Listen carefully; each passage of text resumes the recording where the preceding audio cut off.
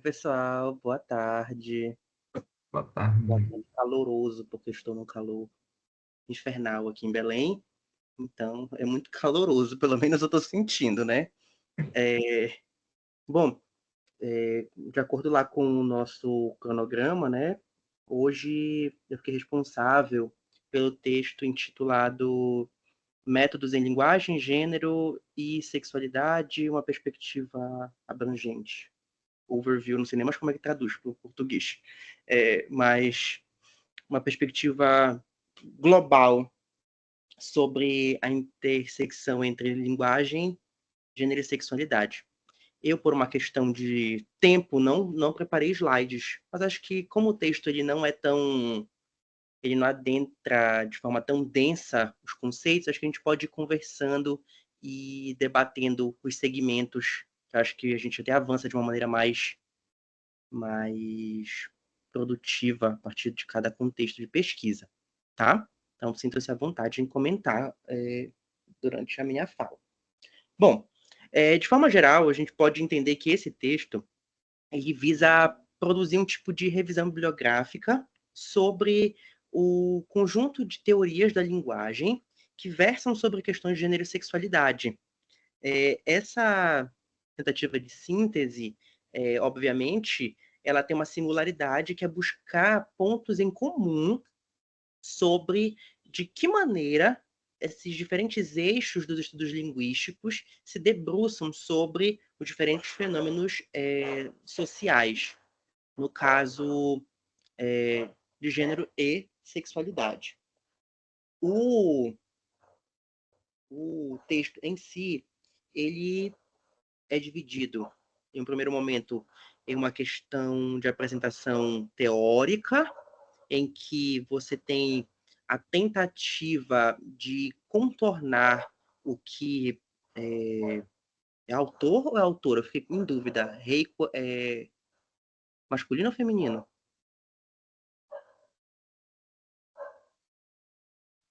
Se não me engano, é homem, né? Pois é. Embora Entender tenha um nome tão feminino, né? Eita. é, Mas, enfim, bom, vou procurar aqui. Eu falo. obrigado. E aí, registra nesse primeiro momento esses diferentes campos a partir dos quais essas teorias de linguagem poderiam ser aglutinadas ou reunidas por um maior ou menor grau de semelhança. E aí, dentro dessa concepção do, do autor, por enquanto autor, né, logo na entrada do tópico destinado ao debate sobre esses campos teóricos de linguagem que versam sobre gênero e sexualidade, ele afirma que essa ideia de unidade que existe dentro do campo da produção linguística, na verdade, é um tipo de produção que a gente poderia considerar até como uma produção discursiva, em que, a depender da perspectiva teórica do campo da linguagem utilizada, o modo de visualização das questões de gênero e sexualidade poderiam ser projetadas de diferentes maneiras. Esses modos de projeção dessas identidades, para o autor,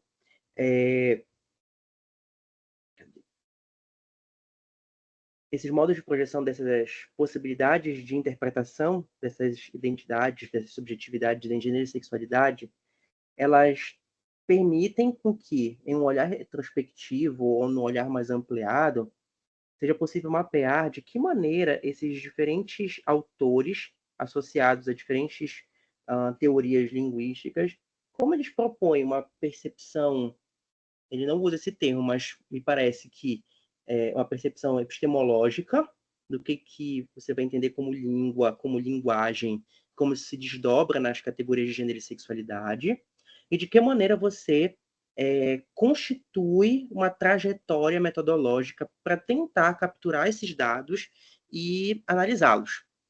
Então, essa ideia que ele propõe desses campos é uma tentativa de didatização desses pontos em comum que, de certa forma, vislumbram de uma maneira quase semelhante entre si, como a linguagem ela exerce uma função específica nesse processo de constituição das identidades de gênero e de sexualidade. Só que, obviamente, essa conjunção didática que o autor propõe é pelo próprio nome, algo que está aberto a certas inflexões ou a certas ressalvas.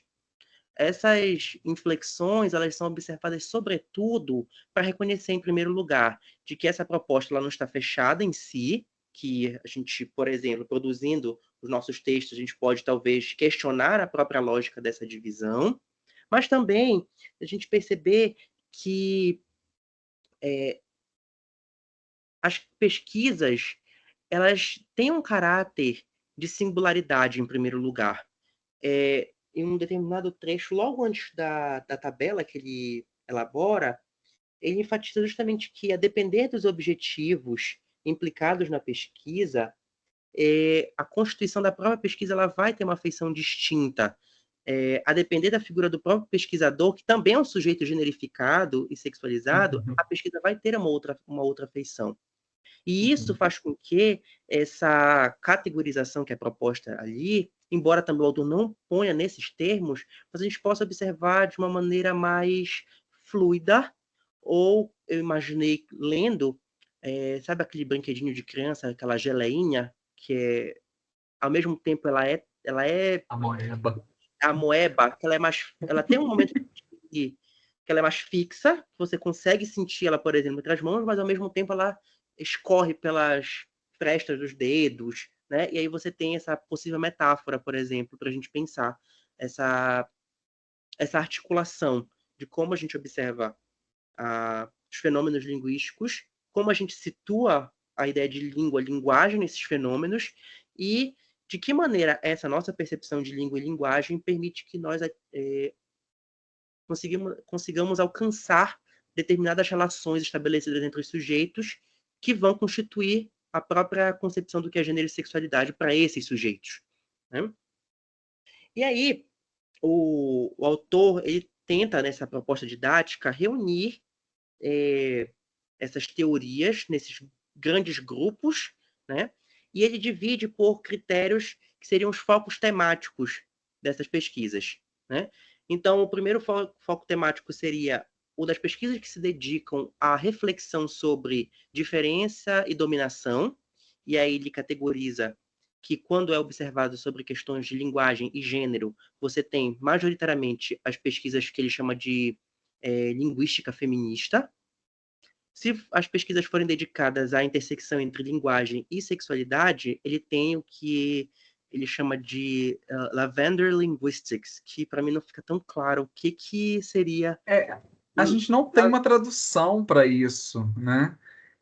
Mas é interessante que esse lavender vem do lavanda mesmo, né? Aquela Aquela coisa limpeza, aquele cheiro, né? E do tal. soft. Mas, hã? Eu entendi que é aquela ideia de uma pesquisa soft. Eu vou falar Só. sobre, mas eu vou falar de uma forma bem do beabá. Você vai entender o A, depois o B, e tá bom. Isso. É. Né? E eu acho que a maioria desses estudos do Lavender é, é de vocabulário, léxico, né? Se não me falha a memória. É o que seria o estudo do Pajubá fazendo um glossário, né? Como é que usam, em que contexto usam, etc. Esse seria o Lavender. Aqui, quando eu li, acho que é interessante a gente se deter um instante nessa tabela, porque os objetivos que foram usados para descrever essas áreas, eles me pareceram muito estranhos. Porque a gente está falando de um artigo que se dedica à reflexão sobre o campo da articulação entre teoria e método. Tanto é que este é o nome incorporado no próprio título. E aí, quando a gente tiver os objetivos, não me parece que há uma reflexão voltada para o campo linguístico, mas de uma preocupação de identificar uma agenda política que não necessariamente constitui o projeto de pesquisa, mas que pode ser o efeito da pesquisa. E aí isso fica estranho, principalmente no Lavender Linguistic.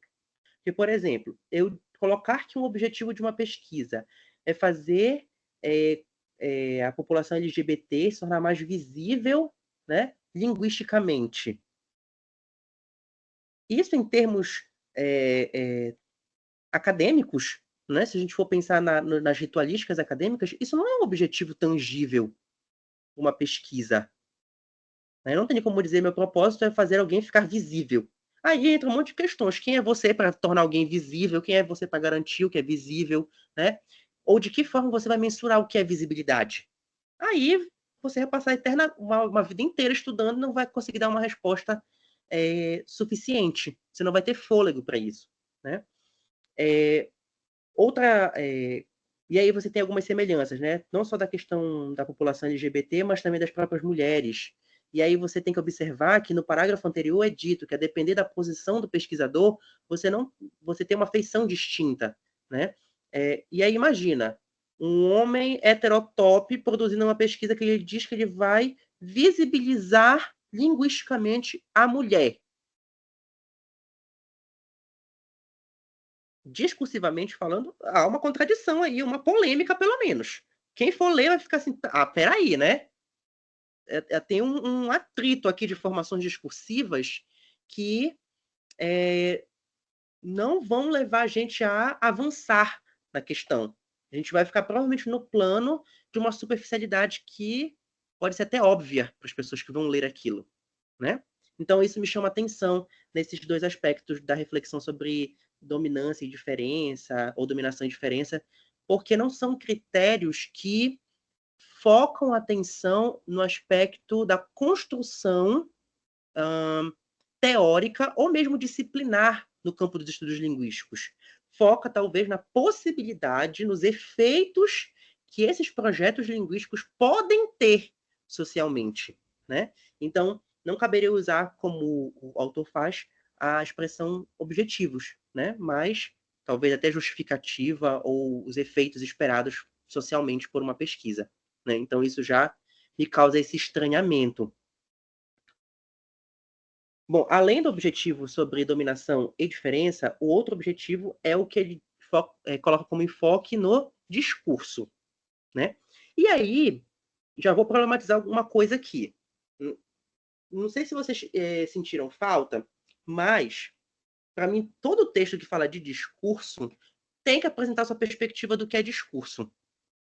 Porque se eu não disser, parece que discurso é tudo igual para todo mundo e que é um conceito transparente.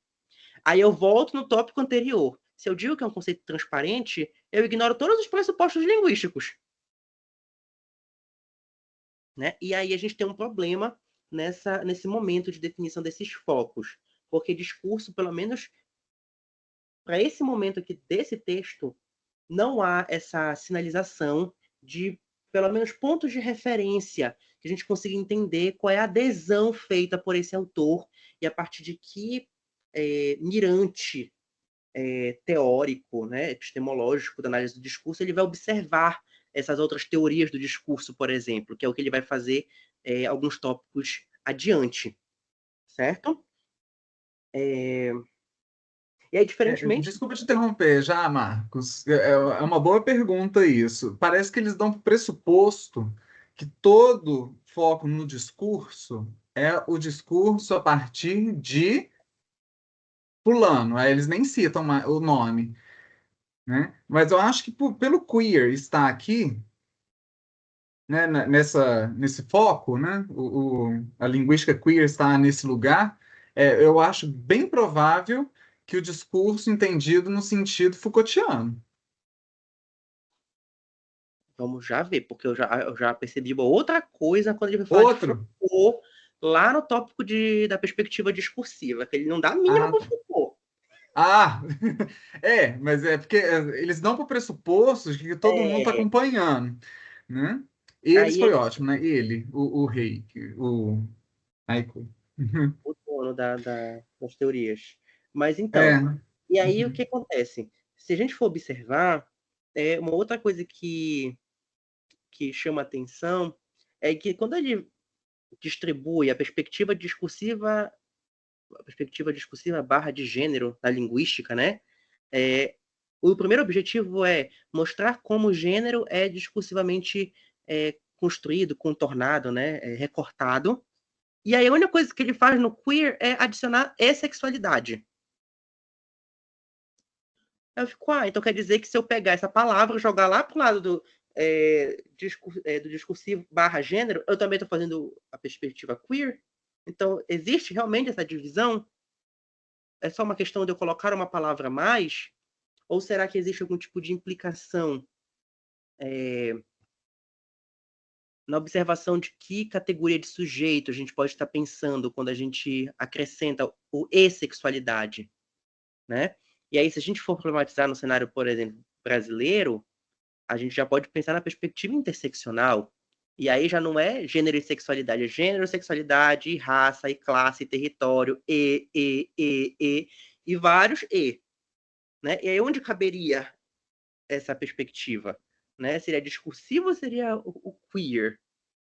Né? Aí eu não para tentar categorizar, mas só para a gente pensar que talvez essa definição desses objetivos acabem levando a crer que você precisa fazer um exercício de constante recategorização das pesquisas. E eu acho que esse não é o foco primordial quando a gente pensa na relação teoria-método, né? Pelo menos não que a gente vem estudando. Acho que o principal foco é a gente pensar de que maneira essas concepções epistemológicas se desdobram nesses aparatos conceituais e como a gente vai elaborando uma trajetória que é muito particular dos fenômenos que a gente investiga, né? Por exemplo, eu pesquiso banheirão, as narrativas sobre o banheirão no Twitter. O Twitter caiu. Eu caí junto. Né? Então, aí a gente tem que Perfeito. pensar. É o objeto, né, o fenômeno social que está me respondendo alguma coisa. Não sou eu com a noção de língua, não é Soci no meu ouvido, não é Dominique Manguenot soprando de madrugada alguma canção ritualística, né, que vai definir o funcionamento desse objeto. O que eu preciso mesmo é observar com muito cuidado o funcionamento do fenômeno, porque ele está me dizendo muita coisa que eu preciso começar a assimilar. Né? E aí eu acho que é nessa lógica que talvez esse tipo de síntese, eu sei que é didática, eu sei que tem os limites, mas ela acaba provocando uma tensão e um foco que não necessariamente é o foco agora para uma pesquisa que vise, né, essa articulação entre gênero e sexualidade, perspectivas linguísticas. Né? Então, acho que essa é a primeira elucidação. Mas esse nem é o foco, isso são só as primeiras problematizações. E aí tem logo depois desse quadro, o autor ele tenta, de forma muito breve, categorizar ou explicar de uma forma mais objetiva o que seriam cada um desses planos, né? O Feministic Linguistic, o Lavender Linguistic, o Discursive e o Queer, né? E aí ele define, por exemplo, que essa linguística feminista, né, é aquela que vai se deter especificamente ao campo da percepção dos mecanismos de invisibilização da categoria mulher e, consequentemente, de explorar esses modos de dominação masculina, né? Só que o que faltou aqui? Eu já vou com uma perspectiva já para avaliar até a alma da pessoa, né?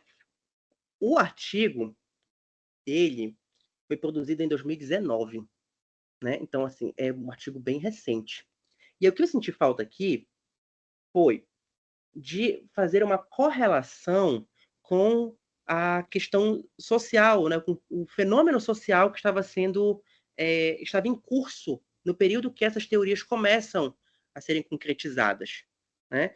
Porque se a gente for pensar nessa linguística feminista, a gente consegue visualizar ali nos entremeios que a gente está falando desses primeiros processos de questionamento das lógicas de dominação, em que a gente tem, por exemplo, o movimento feminista dedicado em um foco muito pontual, que é a relação entre a categoria homem e mulher, né?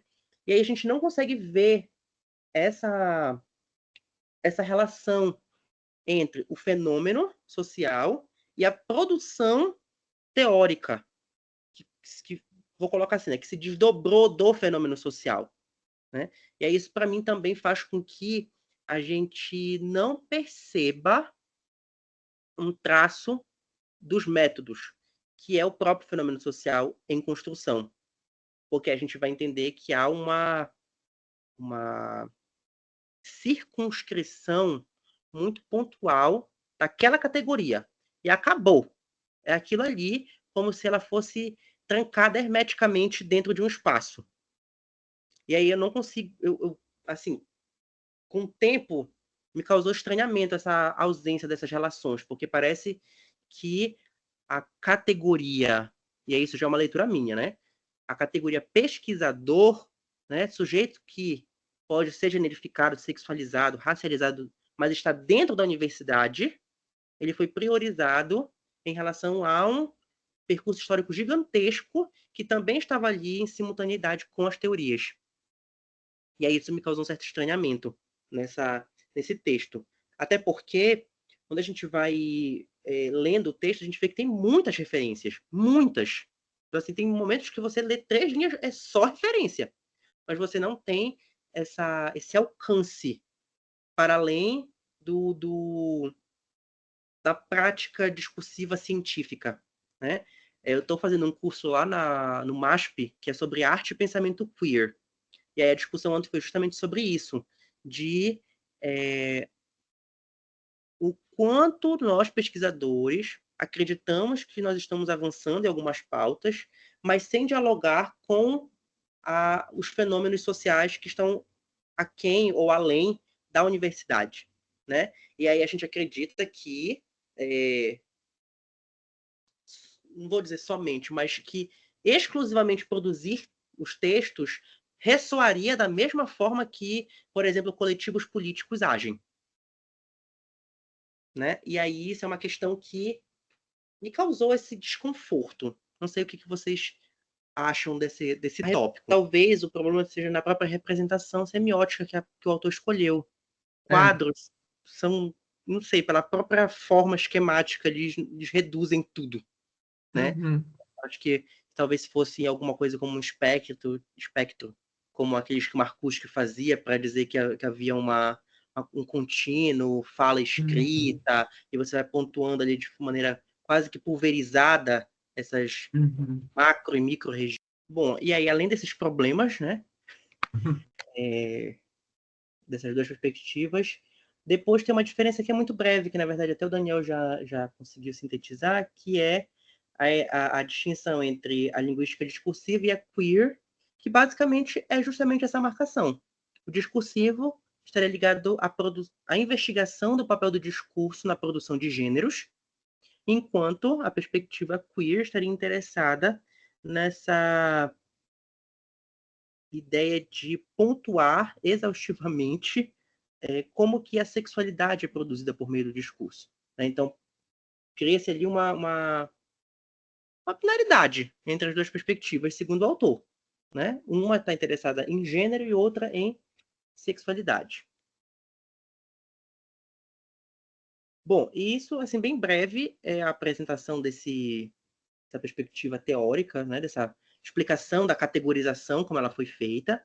E aí, o autor, então, se debruça nas outras páginas nessa segmentação a partir de uma perspectiva mais linguística, por assim dizer, né? E aí ele inicia, assim como acho que todos nós fomos ensinados, vamos começar pelos estruturalistas, né? E aí o autor ele pontua que a primeira coisa que a gente precisa observar é que o termo estruturalista ele designa mais de uma coisa, né? No caso, mais de um campo disciplinar dentro dos estudos linguísticos. E aí ele pontua que dentro desse sistema linguístico, essa perspectiva estrutural reconhece a morfologia, a sintaxe, o léxico e a semântica. Esses 4 âmbitos, eles são reunidos dessa maneira porque todos eles vão ser mobilizados a fim de um propósito, que é tentar identificar como que a dimensão morfológica, lexical, sintática e semântica é mobilizada nas situações de comunicação para marcar esses lugares generificados, não generificados, sexualizados ou não sexualizados.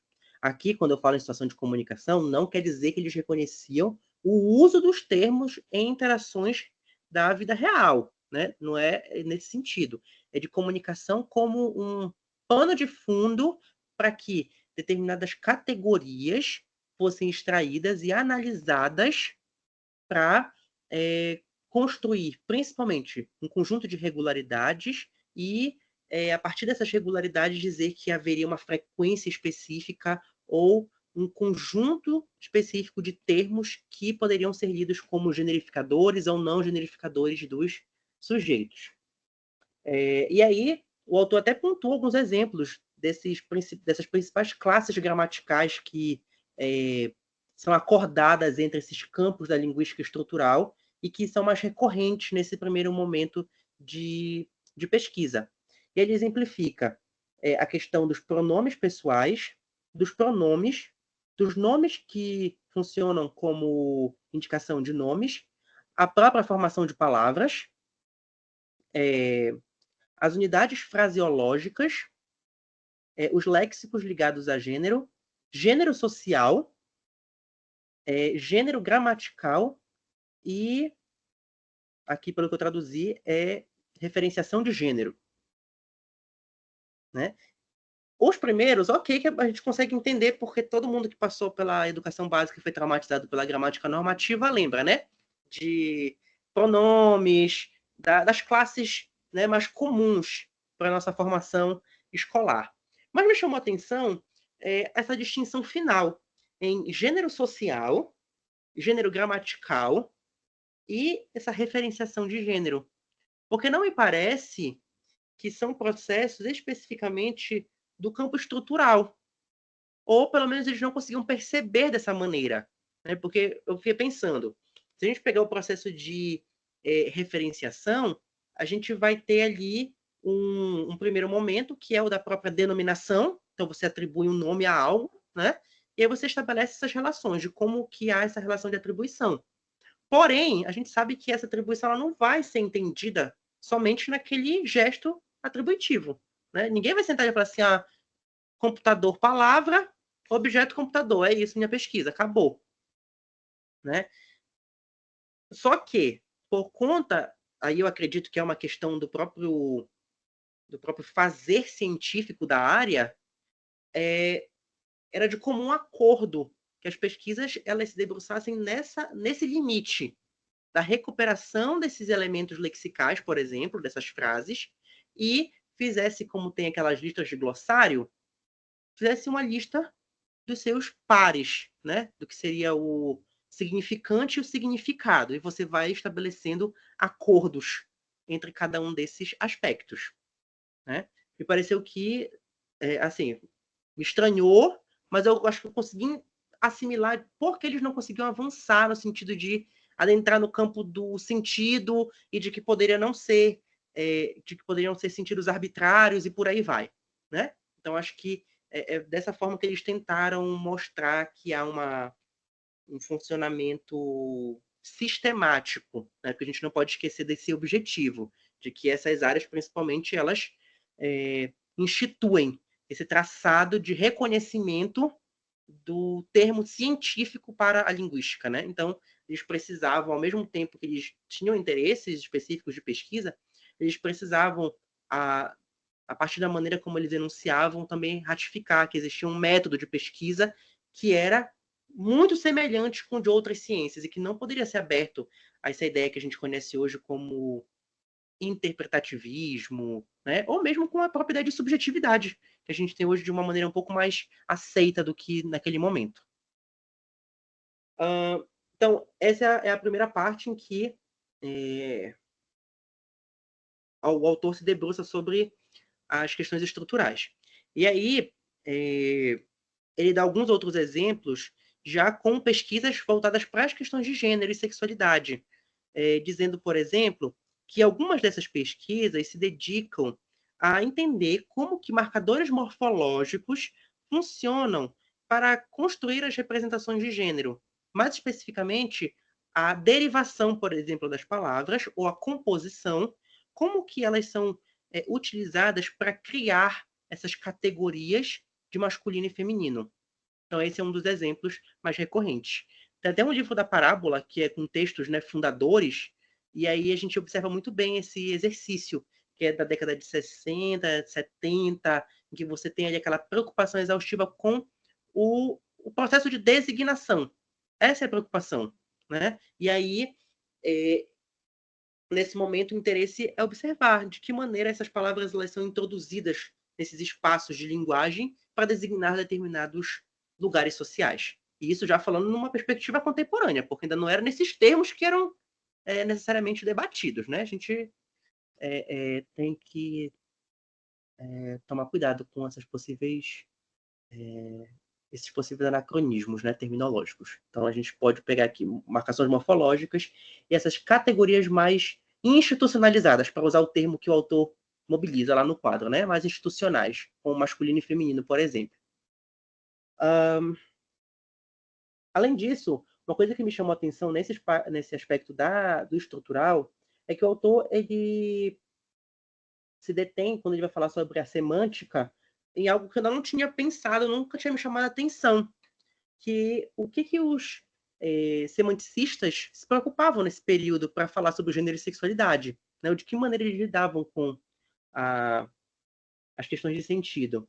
E aí ele distingue que haviam dois tipos de pesquisadores nesse momento dentro da semântica, que seria os que estavam ligados acho que é semasiologia, traduzido dessa maneira, e a onomasiologia, né?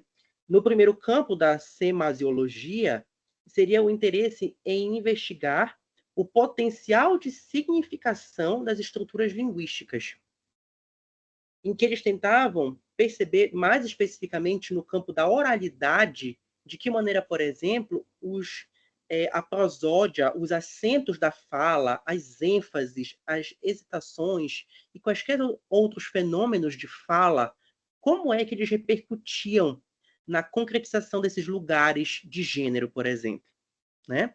E aí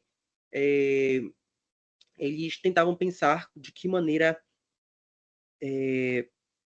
você poderia afirmar, negar ou questionar essas formas de identificação. Isso no campo da fala. No campo da escrita, eles também começam um processo que a gente conhece hoje como linguística de corpos, né, que é buscar entender o processo dos colocados. Né? Em pensar, por exemplo, quais são as mudanças ou as implicações que ocorrem se você movimentar a ordem adjetivo-substantivo, por exemplo, dentro de uma frase, para designar algo. Né? Isso os que estavam atrelados à semasiologia. Os que estavam atrelados à onomasiologia, eles tinham como ponto de partida identificar as estruturas linguísticas a partir das quais as formas de identificação generificadas poderiam existir.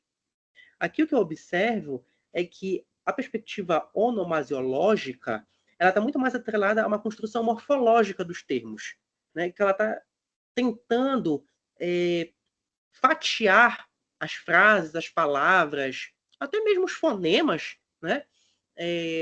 Em segmentos menores que sejam capazes de, pelos processos, por exemplo, de comutação, de verificação de pares, poderiam comprovar essa marcação estrutural na palavra da diferenciação entre masculino e feminino, por exemplo. Para a gente hoje, acho que talvez é um pouco mais natural, né? Essa discussão do O, do A, do E, do X, né? Que a gente vai trabalhando com essas diferentes formas de identificação. Né? Mas, naquele momento, havia um exercício constante para tentar ainda ter uma porta de entrada em relação à própria constituição desses objetos de linguagem. Bom, além dessas duas perspectivas na semântica, ainda existia um terceiro movimento, que era o de comparação entre línguas. Então, os autores, né, os pesquisadores desse momento, eles estavam também interessados em perceber como que essas diferenciações em gênero e sexualidade elas ocorriam em diferentes línguas ao redor do mundo. Então, por exemplo, se a gente pensasse no pronome pessoal no inglês, né? He, she e it. Aí a gente teria 3 formas pronominais de identificar o sujeito do discurso, né? Mas no português a gente não tem essas 3 marcações, né? Então, a gente poderia pensar que isso seria um alvo de interesse para eles pensarem. Por que nessa língua há essas formas? De que maneira elas funcionam? No sentido sintático, por exemplo, né? E como que há certas limitações entre essas línguas. Que, por exemplo, no inglês a gente tem hoje, para não marcar o gênero, né, o they e o it. Né? No português, a gente já tem um outro processo que não está ligado a uma categoria gramatical, mas é um processo de derivação. Então, aí eles ficavam interessados nesses contrastes, que é algo que é muito constituinte da postura estruturalista nesse momento, uma vez que o principal método era justamente a ideia do paradigma e sintagma lá do Saussure, e que você tinha que tentar adensar as explicações a partir desse componente norteador. Tudo bem até aqui? Estou apressando, falando muito rápido, atropelando as coisas. Bom, então essa é a primeira parte, em que é apresentada essa perspectiva estrutural, e a partir daí o autor ele endereça essa explicação sobre essas etapas ou essas grandes áreas que a linguística estabelece diálogo com os estudos de gênero e sexualidade, e aí ele pontua o papel da sociolinguística nesse processo de investigação. E aí, na sociolinguística, a primeira coisa que ele enfatiza é que tem alguma diferença entre a perspectiva estrutural e a da sociolinguística, senão não precisaria ter uma distinção de campos, né? E ele diz que a principal distinção é que, no primeiro caso, das estruturas linguísticas, o foco era na análise do sistema linguístico, ou seja, da estrutura das unidades elegidas por cada área. Na fonologia, os seus fonemas e as relações fonológicas, na morfologia, os morfemas e seus processos de formação de palavras, na semântica, os processos de significação por meio dos semas, dos lexemas e por aí vai, né? Enquanto que na sociolinguística o interesse agora não é abandonar necessariamente essas categorias, mas de observá-las de um outro ponto de leitura, em que essas categorias estejam situadas no plano do uso da linguagem, né? Em que sujeitos ou usuários da língua mobilizam esses termos para que signifiquem alguma coisa naquela interação. Então, percebam que já há uma mudança ou uma ampliação na própria perspectiva de percepção da categoria sujeito falante, né? Você já reconhece que é um sujeito que utiliza, agora não está mais extraída dessa boca que fala ou desse corpo que escreve, né? E você reconhece que esses sujeitos interagem para a constituição desses termos. E aí sim eles podem começar a significar alguma coisa ou estipular determinados tipos de relação. Então, dentro dessa perspectiva sociolinguística, o autor pontua como exemplos a análise da conversação, e aí a gente tem um exemplo naquele livro da parábola também, em que há, salvo engano, é uma pesquisa em que eles põem um gravador numa cozinha de um casal, e o foco da pesquisadora é analisar a questão dos turnos de fala. E aí é um marido com uma esposa conversando e ela fica analisando quem é que toma a palavra por mais vezes ou quem rouba o turno de fala do outro com mais frequência. E aí o que ela comprova, obviamente, é que o homem ele tem essa condução facilitada nesse processo de tomada da palavra da mulher.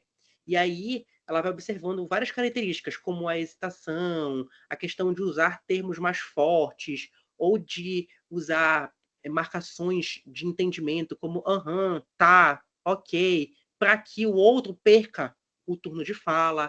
Então, é dessa maneira que a análise da conversação, nesse caso, por exemplo, vai tentar ilustrar esse funcionamento da linguagem em uso. Então, a gente vai ter as categorias dos pronomes, dos substantivos, dos adjetivos, tudo em funcionamento ao mesmo tempo. Só que agora a leitura é observar de que maneira essas unidades entram em funcionamento a serviço de um usuário, né, de um sujeito que interage. E ele interage, obviamente, tentando instituir um lugar de sujeito enquanto fala, né, que pode ser o de marido, o de esposa, né, o de aluno, o de professor, enfim, várias formas. Lembrei agora, inclusive, falando da relação de aluno-professor, tem uma pesquisa da professora Glenda Mello, lá da Unirio, que acho que é o doutorado dela, que ela estuda como que os alunos de uma turma de ensino médio interagem com um aluno gay em sala de aula. E ela grava as aulas, né? E aí é interessante porque você observa, por exemplo, o termo viadinho, bichinha, né, muito recorrente na fala desses alunos, que, se fosse na perspectiva dos estruturalistas, eram unidades que seriam extraídas para estabelecimento de conexões, por exemplo, sintáticas.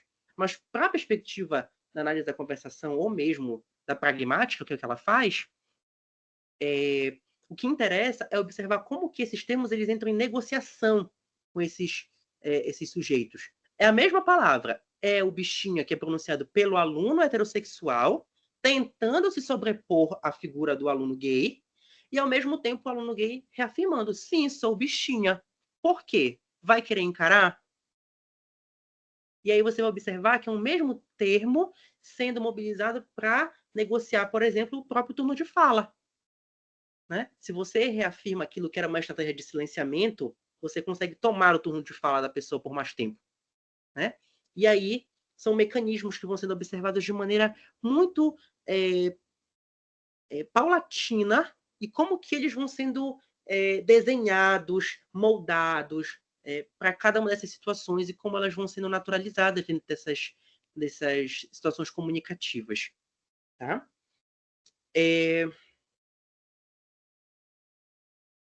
E aí, como eu já te adiantei, não só a análise da conversação tem esse interesse, mas a própria pragmática, né? Que também é colocada aqui como abraçada pela perspectiva sociolinguística, em que, majoritariamente, segundo o autor, o que interessa a pragmática é observar o funcionamento dos atos de fala. E aí você tem lá as categorias do Austin, né, sobre como a gente utiliza determinados vocábulos, construções sintáticas, textos, né, os parágrafos, como que isso repercute, gerando efeitos diferentes sobre as relações estabelecidas entre os sujeitos, tanto aquele que enuncia quanto aquele que está ocupando o lugar de interlocutor, ou, na verdade, que os dois estão interagindo em um regime de interlocução. Né? Então, são as duas principais áreas que o autor pontua.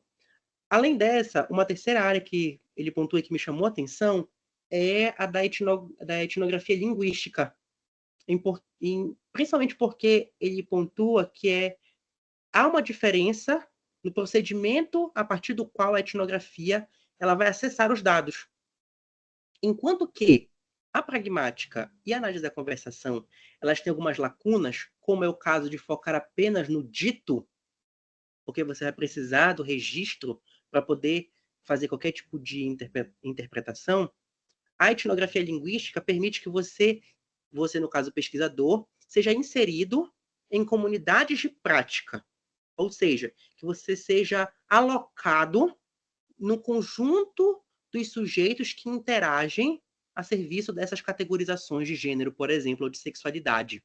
Né? E aí essa inserção ela permite um entendimento diferenciado sobre o próprio uso dos termos, essas implicações que podem ocorrer, né, dos atos performativos, por exemplo, e como que as relações elas vão sendo negociadas, que elas se estabelecem de uma determinada maneira, que elas podem mudar com o tempo ou que elas podem se manter constantes e se cristalizarem ao longo de um período. Tá? E aí isso me chama atenção porque diz uma coisa que fica talvez tangencial ou nem seja o foco do texto, que é de novo a figura do pesquisador. aqui nesse caso, já é um indício de que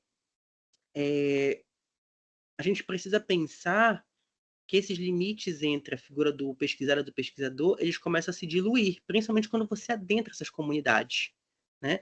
E também pensar de que maneira esses usos linguísticos, eles não implicam somente na pesquisa, mas implicam nas subjetividades desses interlocutores, né? Então, por exemplo, eu fiquei imaginando, deixa eu pensar aqui. Tem uma pesquisa que foi feita sobre uma igreja, acho que era evangélica, que tinha uma pastora trans. Depois eu procuro o texto. E aí o pesquisador foi para dentro da igreja, né? E aí, nessa interação constante com esses sujeitos, você pode, por exemplo, naturalizar determinadas construções linguísticas, né? E atribuir outros significados, outros sentidos para essas construções, assim como também os seus interlocutores podem ter contato com outras construções. E aí eu fico pensando de que maneira isso é observado também na construção de um método linguístico, né? De um método discursivo. Que regime de implicações a gente pode observar entre a figura do pesquisador e do pesquisado, né? Ou da comunidade de prática em que você adentra, né? A gente precisa ter esse cuidado, porque senão vai parecer justamente que a gente está fazendo um processo de terceirização, né, do fenômeno. A gente vai descrever, a gente vai vivenciar, na verdade, deixa eu reformular, a gente vai vivenciar aquele contexto, a gente vai entender porque a gente experienciou aquilo de uma determinada maneira, mas no momento em que eu preciso registrar, traduzir, né, que é esse processo de traduzir para uma outra materialidade, para outros sujeitos, eu acabar anulando essas contradições, por exemplo, que existem no processo metodológico, quando, na verdade, elas já são provocações para a gente pensar o próprio traçado metodológico, né? Então, isso já é uma coisa que me chama a atenção nesse aspecto da sociolinguística. Bom, e aí o terceiro momento que o autor pontua é o da perspectiva discursiva em si, em que ele diz que agora a diferença para a perspectiva sociolinguística nós já sabemos que da perspectiva estrutural nós temos as unidades, né? Essas unidades passam agora a ser situadas no campo dos usos por usuários de uma língua e que elas vão estar a serviço dessas práticas comunicativas. E agora, nos estudos discursivos, o interesse está em observar justamente como que essas palavras elas projetam uma visão de mundo e como elas estabelecem formas de existência dentro dessas realidades. E aí ele cita brevemente a própria noção do Foucault, né? Assim, só para dizer que ele leu Foucault. Mas o foco em si é observar agora que existem condições históricas, sociais, de ocupação de lugares específicos dentro de uma comunidade que tem uma relevância sobrecomum em relação a como os sentidos são constituídos nos textos que são utilizados nas interações. Então, agora, não interessa somente observar, por exemplo, a interação face a face, como a gente está fazendo aqui. Né? Face a face, que eu digo, um olhando para o rosto do outro, mesmo que virtualmente. Né? Interessa pensar também que tipo de pressuposições, de subentendidos, de restrições, de não ditos, de reconhecimento implícito do lugar social que cada um de nós ocupa, né? E como que tudo isso, que é muito pesado, que é muito difícil de mapear, como tudo isso vem junto com a gente como se fosse uma sombra. E como isso vai gerando um conjunto de implicações nas palavras que eu utilizo, na forma como eu comunico com vocês, na forma como vocês reagem em relação ao que eu digo, e na maneira como nós concordamos ou não sobre o que nós estamos dizendo. Ou seja, como nós estamos descrevendo o mundo, como nós estamos tentando elucidar as próprias relações sociais de alguns sujeitos. Então, tudo isso agora é alvo de percepção. Obviamente, sempre rastreado, né, ou como porta de entrada, por uma materialidade textual. E aí a gente pode pensar nas múltiplas materialidades. Mas então esse seria o foco discursivo, de observar como que Os textos, nas suas diferentes semioses, eles estão associados a lugares discursivos, a situações de comunicação, e como que esses lugares, essas situações, elas foram sendo construídas, consolidadas, ajustadas no curso da história.